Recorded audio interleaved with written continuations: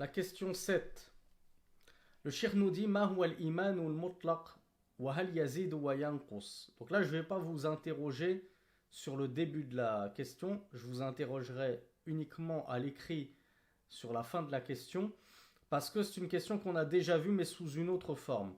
Si vous vous souvenez, dans une question précédente, le cheikh avait demandé qu'est-ce qu'était que la foi et l'islam, donc al-iman ou al-islam, et quels en étaient les piliers. Et donc on a expliqué que lorsque la foi et lorsque al-iman, qui signifie la foi, et l'islam sont employés dans le même contexte et le même discours, chacun a un sens bien précis. Et en l'occurrence, on avait dit que la foi, c'était comme on le dit en français, ajouter foi. Donc la foi, c'est de croire en tout ce qu'Allah subhanahu wa ta'ala et son prophète nous ont ordonné de croire. Et ceci, nous avait dit le shir, si vous vous souvenez, impliquait d'œuvrer. Si je crois véritablement, sincèrement, en mon fort intérieur, en tout ce qu'Allah Azza wa Jalla a révélé, ça va me pousser à œuvrer. Et ces œuvres que je vais faire, ce sont quoi? Ce sont al-Islam. Ça va être la soumission à Allah par son obéissance. Donc voilà comment le cheikh avait défini la foi lorsque il était employé dans le même contexte que al-Islam. Maintenant, la question qu'il nous pose ici en numéro 7, c'est ma huwa al-iman al-mutlaq. Maintenant, si je vous demande de me définir quelle est la foi de façon absolue. Donc là, je ne parle plus d'islam, on parle uniquement de foi. Qui se souvient ce qu'on a dit par rapport à la foi lorsqu'elle est employée seule, lorsque ce terme est employé seul, l'islam lorsque ce terme est employé seul, qu'est-ce qu'on a dit? Qui s'en souvient? Alors, Ismaël elle a la bonne réponse, mais à une autre question. C'est pas la question que je viens de poser. On a dit que lorsque la foi est employée seule, ça désigne la foi, al-iman ou al-islam. De la même façon que al-islam, lorsque c'est employé seul ce terme, et que je dis moi ma religion c'est l'islam, est-ce qu'on va dire moi ma religion c'est l'islam, c'est-à-dire la double attestation de foi, la prière, l'aumône, le jeûne du Ramadan et le pèlerinage, et on s'arrête là? Et elle est où la aqidah là-dedans? Elles sont où les croyances en les anges, tout ça, ça rentre pas dans l'islam? Si. Donc lorsque la foi est employée tout seul, elle désigne al-iman ou al-islam. Lorsque l'islam est employé tout seul, ça désigne al-iman ou al-islam. Donc ça, on l'a vu normalement. Donc là, je veux savoir comment est-ce que je peux définir la foi lorsqu'elle est employée comme ça de manière absolue. Eh bien, le shir nous dit al-iman ismun jami'un. C'est un nom générique. Générique, ça veut dire il va englober plusieurs choses. Li'aqa'id al-qalb. Qu'est-ce que ça va employer ce terme-là? Qu'est-ce que ça va englober, pardon, ce terme-là? Premièrement, ça va englober les croyances du cœur. Wa a'malihi. Ainsi que les actes du cœur. Le cœur, il a des actes. Quoi, par exemple? Qui a des exemples d'actes du cœur à me donner, à me citer? Bravo Dhun Nourayn, bravo Bint Amin, bravo Naël. Al-Khushu', le recueillement. Al-Mahabba, l'amour. Al-Raja, l'espoir. Al-Khawf, la crainte, et ainsi de suite. Ça, ce sont des actes du cœur. Eh bien, ça rentre dans la foi. Donc la croyance du cœur, les croyances du cœur, ainsi que les actes du cœur, wa a'malil jawarih, ainsi que les actes des membres. Ça rentre également dans la foi. Regardez à quel point c'est vraiment un terme générique qui va englober énormément de choses. Croyance du cœur, acte des membres. Quand on parle d'acte des membres, à votre avis, de quoi est-ce qu'il s'agit? Voilà, bravo. Des adorations telles que la prière, telles que le jeûne, telles que le pèlerinage, et ainsi de suite. Wa aqwalul lisan. La foi, c'est un terme générique qui va englober également les paroles de la langue, at-tasbih, les vocations, l'invocation. Évocation et invocation, c'est légèrement différent. Évocation le traduit par ad-dhikr et invocation le traduit par ad-du'a. فجميع الدين أصوله وفروعه داخل في الإيمان. Voilà pourquoi le shir Abdurrahman ibn Sa'di rahmatullahi alayhi nous dit ainsi donc l'intégralité de la religion, ses fondements et ses branches, par opposition aux fondements, entrent dans le terme iman, foi, lorsqu'il est employé tout seul. Donc on voit que lorsque je parle de foi, et je ne parle pas d'islam à côté, eh bien ça désigne aussi bien les œuvres intérieures, la croyance, les actes du cœur, etc., que les actes apparents comme le dhikr, les actes des membres. Donc toute la religion rentre dans le terme de foi. C'est pour ça que des savants, nombre de savants nous expliquent qu'il n'y a pas de foi sans islam, c'est-à-dire il n'y a pas de foi sans acte, contrairement à ce que prétendent certains, la foi c'est dans le cœur, t'es personne pour me juger, c'est pas parce que je prie pas, que je jeûne pas, que je porte pas le voile, que je fais pas ci, que je mange pas halal, que j'ai pas la foi. Mais la foi c'est des actes, hein, doit-on le rappeler. Et il n'y a pas de foi sans acte. De la même façon que est-ce qu'il y a un islam sans foi? Est-ce qu'il existe un islam sans iman? Une personne, on va dire, à elle, elle est musulmane, alors qu'elle n'a pas la foi. Elle-même, elle le dit, non, non, mais moi, j'ai pas la foi, je crois pas, moi. Moi, je crois pas en Allah, je crois pas en votre Mohammed. Est-ce qu'on va dire, lui, il est musulman parce qu'il prie avec nous à la mosquée? Mais ça sert à rien de faire des piliers de l'islam si déjà t'as pas la foi. Comme nous le dit Bintamin, ça s'appelle plutôt du nifaq, de l'hypocrisie. Donc le Cheikh Abdurrahman ibn Sa'di nous dit وَيَتَرَتَّبُ عَلَى ذَلِكَ أَنَّهُ. Alors, j'ai failli me griller. Maintenant, on va essayer de répondre à la deuxième partie de la question. هَلْ يَزِيدُ وَيَنْقُصُ. Est-ce que la foi, et là j'aimerais que tout le monde réponde, même sur TikTok, est-ce que la foi augmente et diminue? Ou bien, soit on a la foi, soit on n'a pas la foi. C'est-à-dire que soit on est un mécréant, ou bien soit on est un croyant, et voilà, la foi, c'est... on a tous la foi en fait. Il n'y a pas de niveau dans la foi. Effectivement, la croyance des gens de la sunna et du groupe, c'est que la foi augmente et diminue. Donc la foi, elle a des niveaux. C'est pas 0 ou 1, et il n'y a pas de niveau intermédiaire. C'est effectivement, soit on est mécréant, soit on est croyant. Il n'y a pas de juste milieu. Mais si on est mécréant, on est mort dans le film, comme on dit. Et si on est croyant, par contre, on a des niveaux. On peut être un faible croyant, un croyant modéré et un très très bon croyant. Donc voilà pourquoi le Cheikh Abdurrahman ibn Sa'di rahmatullahi alayhi nous dit ويترتب على ذلك أنه يزيد بقوة الاعتقاد وكثرته وحسن الأعمال والأقوال وكثرتها وينقص بضد ذلك. Et le Cheikh Abdurrahman ibn Sa'di rahmahullah, il nous dit, et il va découler de cela. De cela quoi? De la définition englobante, globalisante qu'on vient de donner à la foi. Qu'est-ce qu'on a dit? On a dit la foi, en fait, c'était toute la religion.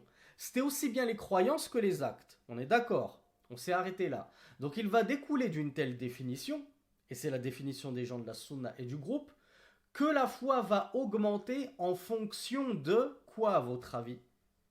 Celui qui arrive à me trouver deux choses, deux éléments, champion de la soirée. Alors j'avoue que la question elle est un peu difficile. C'est dur de trouver ces deux éléments. Peut-être que même moi, si on m'avait posé la question comme ça, j'aurais pas su apporter la réponse que nous a donnée le shir. Et vous allez voir comme elle est très jolie sa réponse. Il nous a dit voilà pourquoi la foi augmente bi quwwatil i'tiqad wa kathratihi. Elle va augmenter la foi en fonction de la force de la foi, de la croyance, et kathratihi, son abondance. Et elle va augmenter bi husnil a'mali wal aqwali wa kathratiha, par la beauté des œuvres et des paroles et leur abondance. Là, je vois que j'ai deux choses dans un camp et deux choses de l'autre. Et la foi, elle va diminuer avec le contraire de tout ceci. Qu'est-ce que ça veut dire ce charabia? Cheikh Abdurrazaq al-Badr, hafizahullah, nous dit Al-mu'taqad lahu janiban. la croyance, elle a deux, comment dire, oh flûte, la croyance, elle a, on va dire, deux versants, comme les deux versants d'une montagne, d'accord? La croyance, elle a deux versants. Le premier versant de l'iman, de la foi, c'est janibul quwwa wa da'f. Ça va être en fonction de la force ou de la faiblesse de ma croyance. Est-ce que j'ai une croyance très très forte en Allah, en le destin, par exemple, en les prophètes, en les livres, etc. Ou ma croyance en cela, elle n'est pas au top du top, elle est faible. وَجَانِبُ الْكَثْرَ وَالْقِلَّةِ. Et le deuxième verset dans la croyance, ça va être l'abondance ou, quel est le contraire d'abondance? La pauvreté, la chicherie, le fait qu'il n'y en ait pas beaucoup. L'abondance ou le peu dans la foi. Donc la foi, elle a, dans le premier versant, une puissance. Soit je suis puissant dans ma foi, soit je suis faible. Et deuxième versant, la foi, elle a une grandeur. Et donc soit elle est abondante, grosse, soit elle est petite. Et on est d'accord que la grandeur et la puissance, ce sont deux normes différentes. Je peux être très très grand, un grand basketteur de 2,50 m, tout en étant chétif, rachitique. Je suis malade, je suis diabétique. Une immense personne de 2 mètres peut très bien peser 40 kilos à cause de la maladie. Donc on est d'accord que l'un n'implique pas forcément l'autre. Ainsi est la foi. La foi, vous allez voir qu'elle va augmenter en fonction de ces deux facteurs. Et ces deux facteurs, bien sûr, peuvent s'imbriquer l'un dans l'autre. Ma foi, plus elle va être abondante, je vais croire je vais adhérer aux 6 piliers de la foi. Et plus que cela, je vais croire en plein d'autres choses qui relèvent de la foi, mais qui ne font pas partie des 6 piliers de la foi. Par exemple, je ne sais pas, je vais croire au Dajjal, au retour de Jésus, je vais croire à beaucoup de choses de la fin du monde. Eh bien là, je vais croire en beaucoup de choses de la foi, tandis que mon voisin, lui, croit juste aux 6 piliers de la foi, il s'est arrêté à ça. Je vais lui parler du Dajjal, il va me dire je connais pas, je ne sais pas, jamais entendu parler. Donc vous voyez que en fonction de tes connaissances et de tes croyances, plus tu vas croire en beaucoup de choses de l'islam et de ta religion, plus ça va augmenter ta foi. Et moins tu vas avoir de connaissances, et donc plus ta croyance va être restreinte, tu vas pas connaître beaucoup de choses de la croyance, et forcément plus ta croyance va être faible. Donc celui-là n'est pas au même niveau que celui-ci. Et dans un autre côté, moi j'ai une foi, et là on va parler de la puissance maintenant. On croit tous les deux au qadar, on croit tous les deux au destin. Mais moi j'ai une foi en le destin inébranlable, qui fait que même dans les pires catastrophes qui me touchent dans la vie, le décès de mes parents, un accident de voiture, la perte de mon enfant unique, etc., je vais être solide. Et je vais dire Inna lillahi wa inna ilayhi raji'un. On appartient à Allah, on revient à Allah. Ça, c'était écrit. Comme le disent même les maghrébins, maktoub. Ça veut dire quoi, maktoub? Ça veut dire le mektoub, plutôt, ils le disent mektoub. Mektoub, ça veut dire c'était écrit. C'était écrit, ça sert à rien que je m'emporte, que je hurle, etc., que j'entame une grève de la faim. C'était la décision d'Allah, je m'y soumets pleinement. Et il y en a un autre, il croit aussi au destin. Il dit oui, moi je crois au destin, je sais que c'est un pilier de la foi, je sais que Allah, il a tout décrété. Mais dès qu'une épreuve le touche, c'est comme si il oubliait toute sa théorie. Et dans la pratique, il ne prouve pas ses acquis, sa croyance en le destin. Il va commencer à pleurer, à déchirer ses vêtements, à hurler, à dire pourquoi, qu'est-ce que j'ai fait pour mériter ça, et ainsi de suite. Et bien là, on voit, ça touche à la puissance de la foi. Est-ce que ta foi, elle est vraiment puissante dans ta croyance, ou bien tu n'es pas très puissant justement dans ta croyance, et à la moindre ambiguïté, tu peux finir par chavirer. Eh bien, en fonction de ces deux normes, la puissance et la grandeur. Plus ta foi sera puissante ou plus elle sera grande, ou bien plus ta foi sera puissante et plus elle sera grande, et plus bien sûr ta foi va augmenter. Et tu seras un très très très très bon croyant, jusqu'à devenir un croyant parfait. Tu auras atteint la perfection de la foi. Et moins ta foi sera puissante, et moins elle sera grande, c'est-à-dire que moins tu en connaîtras dans la foi, et plus tu chancelleras facilement à la première épreuve, et moins tu seras un bon croyant, jusqu'à être un croyant au ras des pâquerettes. Alors, là, je veux interroger quelqu'un. Et je vais être sympa en travaillant le cours. J'ai vu que comme les questions d'aujourd'hui, elles étaient un peu compliquées, je ne vais pas vous interroger de force. Donc, je vais demander à celui qui pense avoir la bonne réponse de lever la main sur Zoom. Et la semaine prochaine, Inch'Allah, en travaillant les cours aussi que je vais donner pour la semaine prochaine, Inch'Allah, j'ai vu qu'il y avait aussi des questions compliquées, donc ne vous inquiétez pas. J'ai pris la décision que les questions compliquées, je vous laisserai lever la main. Si vous vous sentez d'attaque, c'est vous qui répondrez. Et les questions simples, par contre, là, je serai sans pitié. Là, c'est moi qui interrogerai, Inch'Allah. Donc ça, cette question, elle est compliquée. Je vous la pose. Celui qui pense avoir la bonne réponse, qu'il n'hésite pas à lever la main. Ma hukmul fasiq al-milli. Donc moi, je ne vais pas vous demander quel est le jugement du pervers religieusement parlant. Je vais juste vous demander quelle est la définition du pervers religieusement parlant. Qu'est-ce qu'un pervers dans notre religion? Ça décrit quoi? Alors, Dhun Nourayn qui a participé déjà. Il y avait Abdel Wahhab. Hier, il y avait Abdul Wahid. J'aimerais qu'il y ait chaque jour une nouvelle personne qui se lance et qui prend son courage à deux mains. Alors, qui sur Zoom pense connaître la définition du pervers? Et honnêtement, c'est assez regrettable, pour ne pas dire inquiétant, d'ignorer ce que c'est qu'un pervers. Parce que ça se trouve que nous faisons partie des pervers sans même le savoir, religieusement parlant.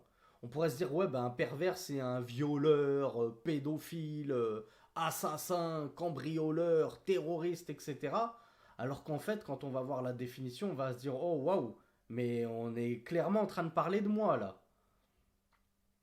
Alors, toujours Dhun Nourayn et Abdel Wahhab, vraiment, les frères, hein, ce séminaire... il y a Homo. Abdel Wahid hier qui a participé, donc là je vais interroger notre frère Homo. Oui, c'est bon. Alors Homo, comment est-ce que tu pourrais nous définir ce qu'est un pervers religieusement parlant? Un pervers, c'est celui qui commet des grands péchés. Ah, bravo. Est-ce que éventuellement il y aurait une autre définition ou c'est la seule définition? Après, les pervers, il y a plusieurs niveaux. Oui, effectivement. Mais Il y a les est-ce... petits pervers et les grands pervers. Oui, bien sûr. Mais est-ce que tu as déjà entendu une autre définition que celui qui commet des grands péchés? Non. Bon, ben c'est pas grave. C'est déjà bien, tu as donné l'une des deux définitions principales qu'on retrouve chez les savants. Bravo Homo. Et tu vois, c'était pas si dur donc de participer, tu confirmes? Ouais. Bon, bravo à toi Homo. Barakallahu fik. Alors, je regarde très rapidement du côté des sœurs. Ah, les frères, je suis désolé. C'est pas, moi, je lis même pas vos réponses à l'écrit. Vous aviez envie de donner une réponse, fallait participer à l'oral, fallait lever la main. Alors, Bintamine, elle nous dit celui qui pêche en public et n'en a point honte. Bon, Bintamine, c'est une grande habituée des séminaires, donc c'est normal qu'elle ait réponse à tout. Il y a Imran qui nous disait c'est une personne qui outrepasse les limites. Bint NK nous dit celui qui pêche ouvertement devant les gens. La même réponse que Bint Amin. Melek nous dit celui qui ne maîtrise pas ses passions, sachant qu'il pourrait se retenir. Bint Valérie nous disait c'est celui qui affiche ouvertement un péché sans en avoir honte. Et Samia nous dit celui qui désobéit à Allah. Ismail nous dit la même chose. Donc voilà, on a fait le tour du côté des réponses des sœurs et vous êtes très nombreux à avoir la bonne réponse. Alors, Cheikh Abdurrahman ibn Sa'di, hafidhahullah, ou rahmatullahi alayhi plutôt, il nous dit Al-Jawab, man kana mu'minan muwahhidan وهو مصر على المعاصي فهو مؤمن بما معه من الإيمان فاسق بما تركه من واجبات الإيمان. Forcément, la réponse du cheikh va être beaucoup plus complète et plus précise et plus sagace et plus pertinente que la nôtre, puisque c'est un cheikh. Sinon, on serait nous-mêmes des savants si, à froid comme ça, on était capable de sortir une définition magnifique, ultra complète. Nous, on a tous dit en gros, il y a eu deux clans, et c'est les deux bonnes réponses. Il y a le clan qui a dit c'est celui qui commet des grands péchés, et il y a le clan qui dit c'est celui qui pêche ouvertement en public sans en avoir honte. Et les savants ont chacun apporté, il y en a qui ont dit c'est ça, et il y en a qui ont dit c'est ça. Et dans les deux cas, de toute façon, c'est un grand pervers. Mais, ce que j'aurais aimé, ce qui aurait été l'idéal, c'est que certains d'entre vous me disent, et je vais vous poser la question maintenant, vous pouvez me répondre par écrit. Et Homo, il allait en fait, c'est moi qui l'ai peut-être coupé parce qu'il allait peut-être nous détailler ça. Est-ce que le pervers en islam, ben, il est toujours musulman? Ou bien c'est un kafir? Les sorties de la foi, de la religion. Parce qu'Homo nous disait, il y a des grands pervers, des petits pervers. Peut-être qu'Homo, s'il s'était chauffé un peu plus, qu'on lui avait laissé un peu plus de temps, il aurait peut-être fait une brillante démonstration en nous expliquant qu'il y a al-fisq al-mukhriju min al-millah, il y a la perversion qui fait sortir son auteur de la religion et la perversion qui ne fait pas sortir son auteur de la religion. Et voilà pourquoi le cheikh Abdurrahman ibn Sa'di nous a dit Ma hukmul fasiq al-milli. Quel est le jugement du pervers religieux? C'est-à-dire, en d'autres termes ou implicitement, quel est le jugement et qui est le pervers qui fait toujours partie de notre religion? Donc on n'est pas en train de parler des pervers qui ont commis une perversion si grande qu'il est sorti de la religion. Et quelle perversion plus grande que le koufr, que la mécréance, que le shirk, que l'association. Donc, il existe, bien entendu, des pervers dans notre Ummah qui sont toujours musulmans. Même pire, ils sont toujours croyants. Mais mettez en corrélation la question précédente. Puisque la foi a des niveaux et qu'on peut être un très bon croyant et un très mauvais croyant, ben pensez-vous que le pervers croyant et musulman, il est au top de la pyramide de la foi ou il est tout en bas en train de ramasser les pâquerettes? Bien sûr qu'il est tout en bas de la pyramide. Voilà pourquoi le cheikh Abdurrahman ibn Sa'di rahmatullahi alayhi nous dit la réponse à cette question, c'est que le pervers dans notre religion, qui est toujours dans notre religion, qui fait toujours partie des gens de l'islam, c'est celui qui est mu'minan. Il est croyant. Parce que s'il n'était pas croyant, déjà, ce serait un pervers qui serait sorti de l'islam. Donc il ne ferait même plus partie de notre ummah. Donc pour qu'il fasse partie de notre ummah, comme on l'a dit, il n'y a pas d'islam sans foi. Il n'y a pas de foi sans islam. Donc ce pervers, s'il est musulman, c'est qu'il a quand même un minimum syndical de foi. Donc il est mu'min muwahhid. Il est monothéiste, encore heureux. S'il était polythéiste, il fait même plus partie de l'islam. La question ne se pose même plus. Walakin huwa musirrun ala al-ma'asi. Mais il va persister sur les péchés. C'est pas celui qui fait un grand péché et qui s'en repent immédiatement et qui le regrette. Non, lui, il les collectionne, il les multiplie et il persiste là-dessus. Ça, c'est l'une des définitions du pervers. Et le cheikh Abdurrazaq al-Badr, il nous expliquera plus tard, et on le lira, Inch'Allah, si on a un petit peu de temps, qu'il s'agit des grands péchés. Et je crois que c'est ce que nous avait dit notre frère Homo. Et ici, le cheikh Abdurrahman ibn Sa'di n'a pas précisé ce qu'il s'agissait des grands ou des petits péchés. Donc on pourrait penser que celui qui persiste aussi sur les petits péchés, il rentre dans la catégorie des pervers. Et très honnêtement, je ne saurais pas vous dire quelle était réellement l'intention du cheikh Abdurrahman ibn Sa'di. Est-ce que c'est ce qu'il avait en tête, qu'à partir du moment où tu persistes sur les péchés, qu'ils soient petits ou grands, tu es pervers? En tout cas, le Cheikh Abdurrazak al-Badr, lui, il est venu préciser et restreindre la portée des propos du Cheikh Ibn Sa'di en nous disant il s'agit des grands péchés. فَهُوَ مُؤْمِنٌ بِمَا مَعَهُ مِنَ الْإِيمَانِ. Alors ce pervers, il est toujours croyant de par ce qu'il possède de foi dans le cœur, puisqu'il a quand même un petit peu de foi. وَلَكِنْ هُوَ فَاسِقٌ بِمَا تَرَكَهُ مِنْ وَاجِبَاتِ الْإِيمَانِ. Mais il va être pervers par... Alors, là je vous pose la question. On vient de dire que la perversion, c'est celui qui s'adonne au péché. Vous m'avez dit, il pêche en public, et d'autres m'ont dit, il commet des grands péchés. Mais est-ce qu'il n'y a qu'en pratiquant un péché, en bravant l'interdit et en commettant du haram, qu'on devient pervers? Est-ce qu'il n'y a pas aussi une autre façon, l'exact opposé?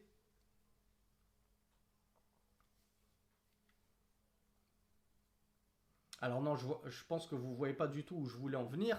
Le shirk, voilà, bravo Ibn Rahmani, bravo Abdel Wahhab. C'est ça. C'est ça que ce dont le shirk nous parle. Il nous dit fasiqun bima tarakahu min wajibatil islam. Il est croyant en fonction de ce qu'il a toujours de foi dans le cœur, mais il n'en est pas moins pervers en fonction de ce qu'il va délaisser d'obligations de la foi. Parce que la foi, là, c'est obligatif. Si tu es vraiment croyant, tu es obligé de prier. Tu vas pas dire, moi je suis croyant, mais je suis pas obligé de prier. Bien sûr, tu es obligé de prier. Tu es obligé de jeûner. On a dit, il n'y a pas de foi sans acte. Donc la foi nécessite et requiert que tu œuvres. Donc, à chaque fois que tu vas délaisser des obligations de ta religion, ces impératifs qu'implique la foi, eh bien tu vas tomber dans la perversion. Celui qui ne prie pas, mes frères et mes sœurs, c'est quoi son jugement? Eh bien, les savants ont divergé. Donc, au minimum, les savants qui le voient toujours croyant, mais ils vont vous dire c'est l'un des plus grands pervers. Il n'y a pas plus pervers que quelqu'un qui délaisse le second pilier de l'islam juste après Ash-Shahada. Et il y a d'autres savants qui vous disent, ah, mais là c'est une perversion qui est tellement immense qu'en fait, elle l'a fait sortir de l'islam. Il est sorti de l'islam et de la foi. Il est mécréant. On ne l'enterre pas avec nous. On ne prie même pas sur lui. Vous imaginez un petit peu la gravité. Donc en fonction de ce que tu vas délaisser d'obligatif de la foi et de la religion, tu vas t'enfoncer toujours plus dans la perversion jusqu'à ce qu'il se peut que cela te fasse sortir de l'islam tellement ta perversion sera grande. Fahuwa naqisul iman. Donc cette personne-là, quel est son niveau dans la foi? Eh bien, il aura une foi, bien entendu, incomplète, imparfaite, puisqu'on a dit qu'il y avait des niveaux dans la foi. Ben lui, sa foi, elle sera bigrement ballante, chancelante, branlante, boiteuse, et tout ce que vous voulez. Mustahiqun lil wa'di bi imanihi wa lil wa'id bi ma'asihi. Ah, là on va toucher un thème très important. Et les débutants ont intérêt à bien ouvrir leurs deux oreilles. Quelle est la destination finale de ce pervers religieux? Pervers qui a toujours la foi.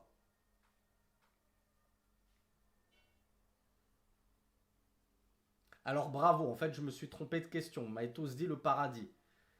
Quelle est sa destination tout court? Pas finale. Qu'est-ce qu'il va advenir de lui après la mort? Voilà, cette question elle est un peu plus correcte. Alors, il y en a beaucoup qui me parlent d'enfer. Ouh là là, énormément d'entre vous m'avez parlé d'enfer. Qu'est-ce qu'il nous dit le Cheikh Abdurrahman ibn Sa'di? Il nous dit huwa yani al-fasiq al-milli mustahiqun lil wa'di bi imanihi. Il mérite la promesse d'Allah, c'est-à-dire du paradis, qu'Allah le fasse rentrer au paradis par la foi qu'il avait dans le cœur. Walil wa'id bi ma'asihi. Et il mérite également le châtiment bi ma'asi à cause de ses péchés qu'il a commis. Mais mustahiqun, il mérite. Est-ce que ça veut forcément dire il va rentrer en enfer, il va goûter à l'enfer? Non, il mérite. Mais Allah Azza wa Jal n'est-il pas capable de faire miséricorde à quelqu'un, à un croyant qui mérite l'enfer de par ses nombreuses mauvaises actions, ses nombreux péchés? Bien entendu qu'Allah est capable de lui faire miséricorde. Donc en réalité, nous, dans notre croyance, nous les gens de la sunna et du groupe, nous n'attestons du paradis pour personne en dehors de ceux pour qui Allah subhanahu wa ta'ala a attesté du paradis, ainsi que de ceux envers qui le prophète sallallahu alayhi wa sallam a attesté du paradis. Donc bien sûr tous les messagers, tous les prophètes et entre autres les 10 promis au paradis parmi les compagnons du messager d'Allah sallallahu alayhi wa sallam, parce qu'il nous a dit un tel est au paradis, un tel est au paradis, un tel est au paradis. J'ai entendu les semelles de Bilal au paradis et ainsi de suite. Donc on sait que Bilal il est au paradis, on sait qu'Abu Bakr il est au paradis et ainsi de suite. En dehors de ça, moi mon père il a fait le hajj 36 fois, il priait la nuit, il jeûnait le jour, il avait une barbe de 30 cm et blablabli blablabla. Je ne sais pas s'il va aller au paradis. Je n'atteste pas de cela. Parce que ça c'est la science qu'Allah Azza wa Jal s'est arrogée pour lui seul. Et il ne l'a partagé avec personne. Si ce n'est, comme je vous l'ai dit, pour certaines personnes, il a bien voulu nous informer que telle personne était au paradis. Et que telle personne était en enfer également. Donc de la même façon, pour personne, nous n'attestons de l'enfer. Ni on atteste du paradis, ni de l'enfer pour une personne bien déterminée en dehors de ceux envers qui Allah subhanahu wa ta'ala nous a mentionné la destination finale. Donc si toi tu me parles par exemple de tel kafira, par exemple Rihanna, Beyoncé, P. Diddy, là, ceux dont on parle beaucoup en ce moment, et tu dis ceux-là, ils vont cramer en enfer, c'est très grave, attention Harry. Tu ne sais pas, peut-être qu'Allah va les toucher de sa grâce, et ils vont faire une taouba monumentale, un repentir monumental de tout ce qu'ils ont fait de mal dans leur vie, et ils vont peut-être même te dépasser dans la foi. Donc attention à donner la place de tout un chacun au paradis ou en enfer comme si c'était toi Allah. Comme si c'était toi le Seigneur qui décidait de qui rentre au paradis et qui rentre en enfer. Et ça vaut pour les vivants comme pour les morts. Un tel Ibn Taymiyyah, il est mort. Ibn Taymiyyah, il va aller en enfer. C'est un anthropomorphiste.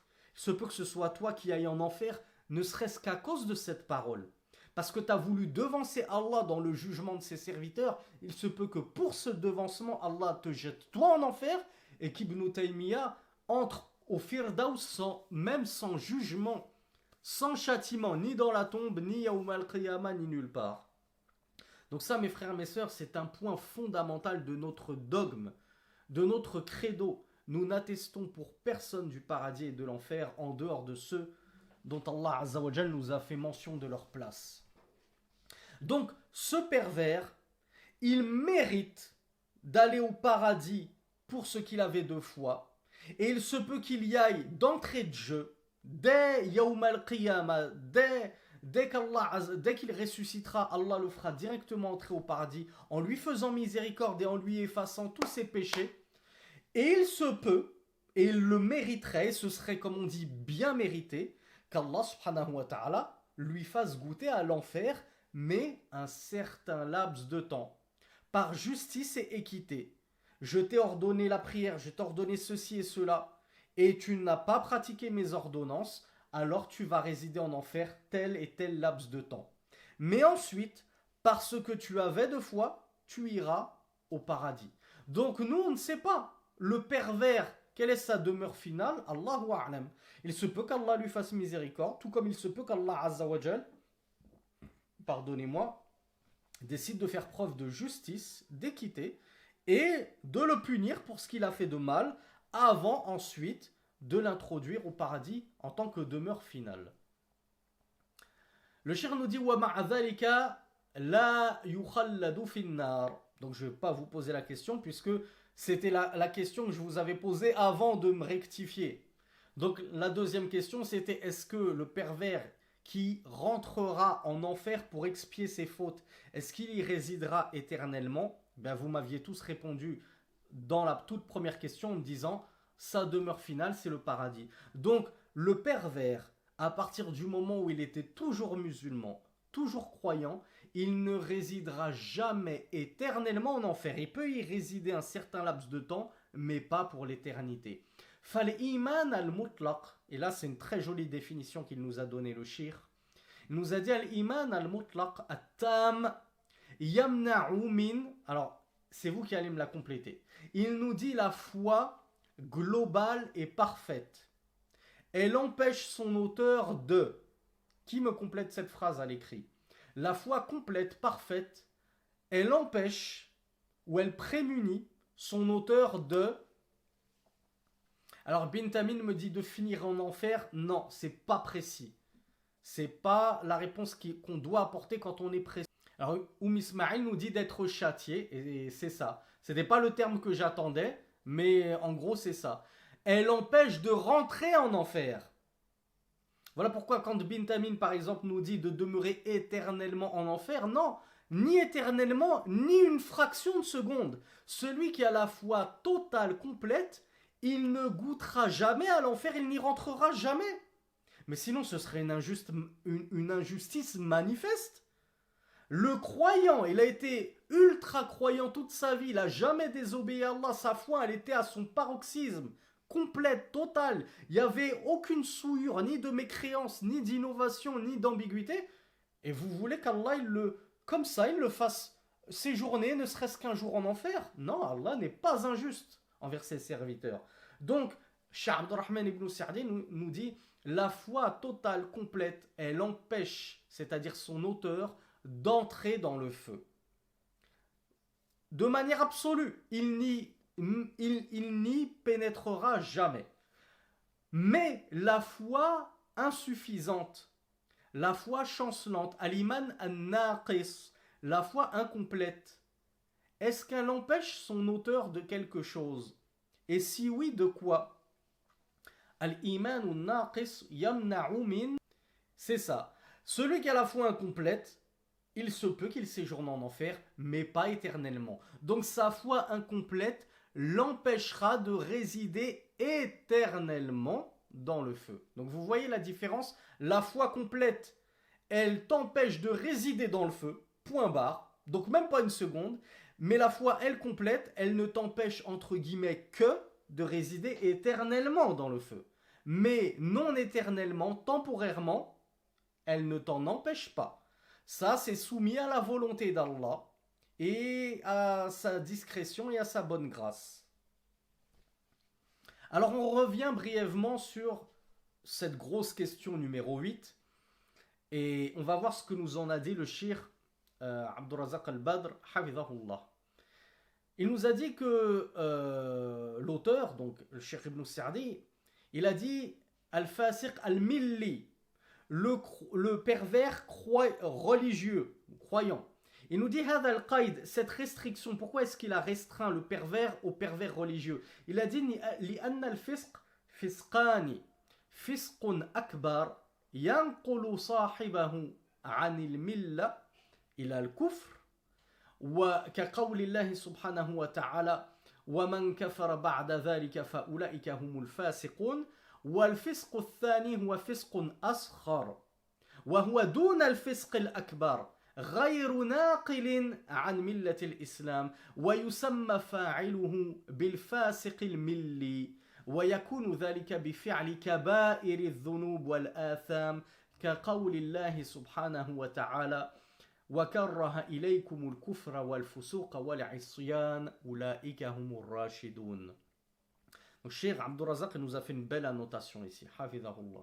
Il nous a dit il y a deux types de perversion, de fisq, de perversité. D'ailleurs, n'hésitez pas à le noter ce mot. Fisq, fasiq, perversion, pervers.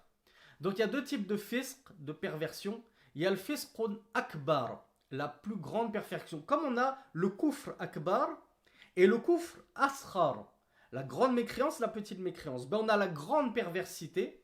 Et la grande perversité, c'est celle qui va faire sortir son auteur de la religion de l'islam vers la mécréance. Et ceci comme comme Allah Azza wa Jal nous le dit dans la sourate An-Nur, la lumière, verset 55. Et quiconque mécroit après cela, alors ceux-là sont les pervers. Donc effectivement, il y a des pervers qu'Allah a dit dont Allah Azza wa Jal a dit qu'ils avaient mécru. Et comme ils ont mécru à cause de leur grande perversion. Al-Fisqul Akbar, la très grande perversion, elle les a fait sortir de la religion, de la foi, pour les faire plonger dans les ténèbres et l'obscurantisme de la mécréance. Et Al-Fisqul Thani, la deuxième perversion, c'est la petite perversion. Al-Fisqul Asghar. Et qui est donc plus petit que la grande perversion, Al-Fisqul Akbar. Et cette petite perversion, elle ne fait pas sortir de la religion, nous dit le Cheikh Abdurrazaq al-Badr. Et on va appeler son auteur Al-Fasiq al-Milli, le pervers religieux, le pervers qui fait toujours partie de notre religion. Et cette petite perversion, comment je tombe dedans? Par quoi elle se concrétise? Eh bien, le Cheikh nous dit, elle se concrétise et elle, entre guillemets, on en est caractérisé par lorsqu'on commet des grands péchés. Kaba'ira dhunub. Vous voyez, c'est ce que je vous disais tout à l'heure. Là, le Cheikh Abdurrazaq al-Badr, il n'a pas dit c'est celui qui tombe dans les péchés. Il a dit c'est celui qui va commettre et qui va tomber dans les grands péchés.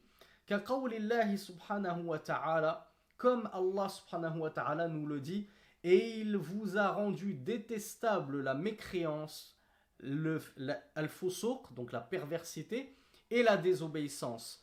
Ceux-là sont les bien guidés. Ça veut dire que ceux qui ne sont pas bien guidés, ce sont ceux qui ne détestent pas la perversion et qui tombent dedans.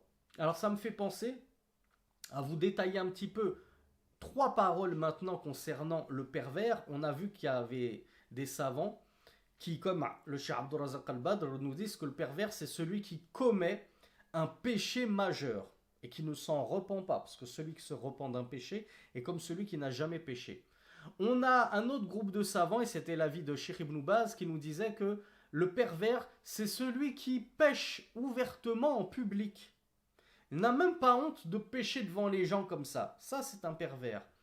Et peut-être, wallahu a'lam, que c'était ce qu'avait voulu dire le Cheikh Abdurrazaq, le Cheikh Abdurrahman ibn Sa'di, quand il nous a dit c'est celui comment il avait dit, j'ai oublié le terme en français, qui continue dans les péchés. C'est quoi déjà le terme? Yastamiru, il persiste. Merci Mahdi. Celui qui persiste dans les péchés, et le Cheikh Abdurrahman ibn Sa'di n'avait pas précisé est-ce que c'était péché petit ou grand, mais sachez qu'il y a nombre de savants, et je pense que l'un des premiers à avoir démontrer ça, ou en tout cas supputer cela et poser cela comme un postulat de départ, c'est l'imam al-Ghazali, l'ancien imam al-Ghazali, le grand savant shafi'ite, et savant dans le fiqh. Dans la aqidah, c'était tout autre chose. Il avait dit que le fait de persister sur un petit péché le transforme en grand péché. Parce que c'est comme si, en fait, tu ne considérais pas à sa juste gravité la désobéissance d'Allah subhanahu wa ta'ala. Toute désobéissance d'Allah est grave. C'est grave de désobéir à Allah. Même écouter 30 secondes de musique, non mais ça va, j'ai juste écouté un extrait, c'était juste 30 secondes. Même 30 secondes, tu viens de désobéir à Allah. Et c'est déjà grave de désobéir à Allah. 30 secondes de musique par-ci, 30 secondes de musique par-là, 15 secondes par-ci, 10 secondes par-là. Mais à force de persister sur un petit péché, ça en fait un grand péché. Parce que tu es en train de te moquer du monde, entre guillemets. Tu es en train de déprécier les limites d'Allah. Tu es en train de les franchir et tu n'en as même plus cure. Ça ne te fait même plus peur de franchir les limites d'Allah. Donc voilà pourquoi on a pas mal de savants qui ont adhéré à cette opinion que le fait de persister sur un petit péché finit par le transformer en grand péché. Et si c'était ce qu'avait voulu dire le Cheikh Abdurrahman ibn Sa'di quand il nous a dit le pervers, c'est celui qui va persister sur les péchés, en admettant qu'il ait voulu dire les petits péchés, selon une opinion des savants, ça fait de lui quelqu'un qui a persisté sur un grand péché. Parce que persister sur un petit péché, ça en fait un grand péché. Donc c'est comme s'il était tombé dans un grand péché. Et là, regardez comment on retombe sur nos pieds et qu'on revient à la définition de Cheikh Abdurrazzaq al-Badr, que le pervers, c'est celui qui est tombé dans un grand... Et au sujet des péchés, le Cheikh Abdurrazzaq al-Badr nous apprend une faïda et on va s'arrêter dessus pour ce soir, Inch'Allah. Il nous a dit, il y a deux extrêmes. Il y a un extrême qui a tellement été obnubilé par la gravité des péchés qu'ils sont allés jusqu'à faire sortir les gens de l'islam s'ils se mettaient à commettre un grand péché. Qui sont ces gens-là? Bravo. Ces gens-là, ce sont ceux qu'on appelle les Khawarij. Cheikh Abdurrazzaq nous dit yukhrijunahu min al-milla. Les Khawarij, ils vont te faire sortir le pervers qui est tombé dans un grand péché de la religion. Ah, toi, t'es un pervers, t'as commis zina, t'es un kafir. Nous, les gens de la sunna du groupe, on dit t'es un pervers. Eux, les Khawarij, vont dire non, il est kafir, il est mécréant, il est sorti de l'islam. Pourquoi? Parce qu'il est tombé dans un grand péché. Et ça, c'est complètement en opposition avec le dogme des gens de la sunna et du groupe. C'est ce qu'on appelle le takfir. Le fait de rendre mécréants comme ça les gens. Et qui plus est pour des péchés qu'ils ont commis. Et donc ils vont dire, celui-là, ce musulman qui est tombé dans la zina, il est plus musulman et sa place sera l'enfer pour l'éternité. Ah oui, c'est ce qu'implique le fait de le faire sortir de l'islam. Regardez à quel point ce n'est pas un jeu de faire du takfir. Parce que tu es en train de dire, cette personne-là que nous, les gens de la sunna, on considère toujours comme musulman. On considère même toujours comme croyant, comme nous l'a expliqué Cheikh Abdurrahman as-Sa'di, pour ce qu'il a de foi dans le cœur. Toi, takfiri que tu es en train de nous expliquer qu'en fait, sa place initiale et finale sera l'enfer, pour l'éternité, dont il n'en sortira jamais. Et ça, c'est gravissime. Et on a un autre opposé, un autre extrême qui est à l'opposé total des Khawarij. Qui d'entre vous sait? Qui sont-ils? Les soufis. En tout cas, c'est pas comme ça qu'on les nomme. On les appelle al-murji'a. Ceux qui sont tombés dans cette bid'a, cette innovation qui est al-irja. Et eux, ils vont vous dire, peu importe le nombre. Alors, souvenez-vous ce qu'on avait dit sur la foi. La puissance et la quantité. La qualité et la quantité. J'aurais dû vous l'expliquer comme ça. C'est tellement plus parlant. Qualité et quantité. Ben, les murji'a vont te dire, peu importe la qualité de tes péchés. Si je peux me permettre de le mentionner comme ça. C'est-à-dire, peu importe la gravité de tes péchés, qu'ils soient petits ou grands, et peu importe la quantité de tes péchés, même s'ils atteignent les cimes des cieux, si tu as dit La ilaha illallah, tu n'entreras jamais en enfer. Tu n'es pas concerné par le châtiment d'Allah. Les seuls qui goûteront au châtiment d'Allah, c'est les mécréants. Tant que tu es croyant, bim, paradis d'entrée de jeu. T'es même pas soumis à la volonté d'Allah et à sa menace. Donc vous voyez l'autre extrême entre les Khawarij qui disent t'as fait un grand péché, hop, bim, direct l'enfer dès le début et t'en sortiras jamais. Et les Murji'a qui te disent t'es croyant, c'est pas grave si t'as fait tel grand péché toute ta vie sans t'arrêter, bim, tu rentres direct au paradis. Bah c'est ça l'irja. Mahdi me demande c'est quoi l'irja. Alors pourquoi on les appelle al-murjit? Parce qu'ils sont tombés dans l'irja. Al-irja dans la langue arabe, ça veut dire mettre en arrière, faire reculer. Eux, ils ont mis en arrière, ils ont fait reculer les œuvres dans la définition de la foi. Ils ont pris la foi, ils ont pris les actes et ils les ont mis comme ça sur le bas-côté. Alors qu'on a dit que les actes, ça rentrait dans la foi. Donc comment tu peux prétendre avoir une foi qui te fait rentrer au paradis, comme le prétendent les murjit, si tu n'as pas fait d'actes pour confirmer cette foi? Donc j'espère que ce cours, malgré sa légère difficulté pour le niveau débutant, a été toutefois digeste et intelligible. Et je vous donne rendez-vous donc à lundi prochain pour la suite de notre séminaire. Subhanakallahumma wa bihamdik. Ashhadu an la ilaha illa ant. Astaghfiruka wa atubu ilayk. Wassalamu alaykum wa rahmatullahi wa barakatuh. Wa akhiru da'wana anil hamdulillahi rabbil alamin.